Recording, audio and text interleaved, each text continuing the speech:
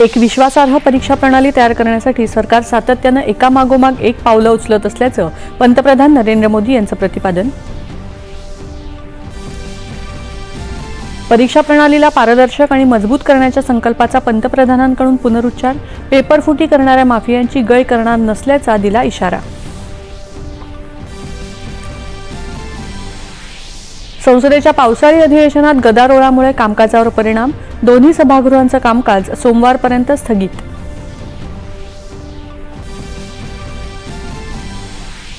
लोकसभेत विरोधकांच्या गदारोळात जन्म-मृत्यू नोंदणी सुधारणा विधेयक मंजूर.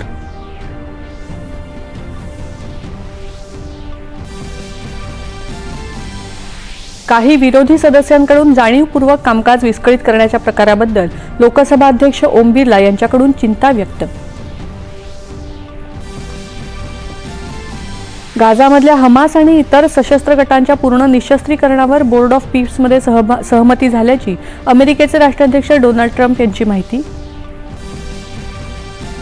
भिवंडीमध्ये गंगारामवाडी परिसरात इमारत दुर्घटनेत 9 जणांचा मृत्यू. ढिगाऱ्याखाली अडकलेल्यांना बाहेर काढण्यासाठी मदतकार्य जारी. पंतप्रधान आणि मुख्यमंत्र्यांकडून दुःख व्यक्त. आणि राज्यात काही भागात पावसाचा जोर पुन्हा वाढला. मध्य महाराष्ट्र आणि गुजरातमध्ये अतिमुसळधार पावसाचा रेड अलर्ट. नमस्कार.